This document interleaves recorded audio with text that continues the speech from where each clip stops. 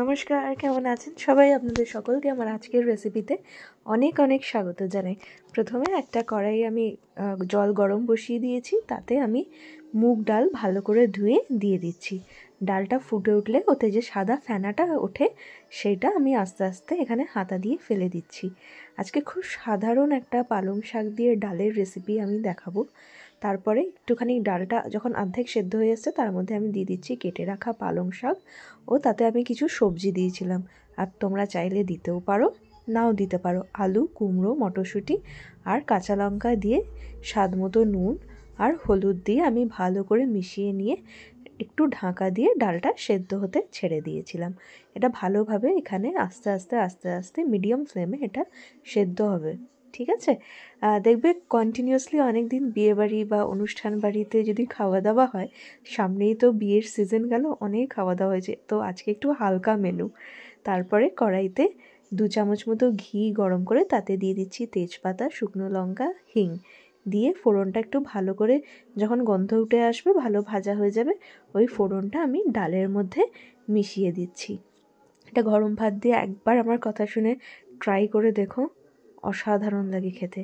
Lastly এতে আমি একটু ভাজা মশলা দিয়ে দিচ্ছি। এটা কিচ্ছু না, সাদা জিরে আর শুকনো লঙ্কা শুকনো খোলায় ভেজে গুঁড়ো করে রাখা, সেটাই একটু ভালো করে দিয়ে মিশিয়ে নিচ্ছি।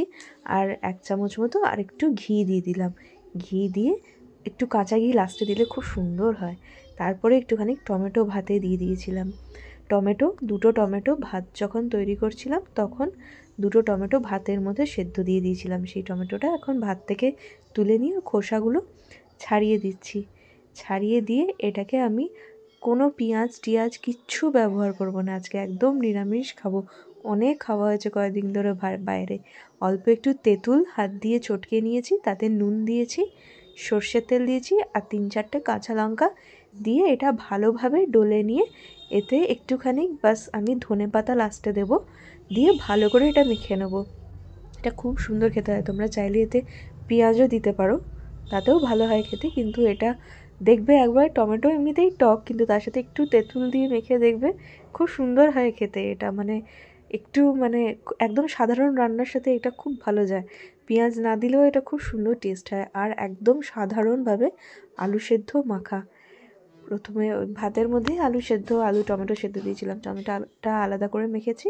এখানে আলুর মধ্যে আলুটা ভালো করে মেখে নিয়ে তার মধ্যে কাঁচা লঙ্কা, সর্ষের তেল, নুন, ব্যাস এই 3টে জিনিস দিয়ে ভালো করে আলু সেদ্ধটা মাখবো। মেখে 3টে দলা করে নেবো। আমি, মা, ঠাকুমা আমরা 3জনেই খাবো, তো মাকে বললাম আলু সেদ্ধটা ভালো করে মেখে 3টে দলা করে দাও, দিয়ে একবারে গরম ভাত বেড়ে তার মধ্যে দিয়ে দাও। এই খাবারটা টানা কয়েকদিন বাইরে খাওয়ার পর এই খাবারটা যেন একদম অমৃত। তোমরা কে কে এই খাবারটা ভালোবাসো বা এই পালং শাক দিয়ে ডাল আগে খেয়েছো, আমাকে অবশ্যই কমেন্ট করে জানিও। ভালো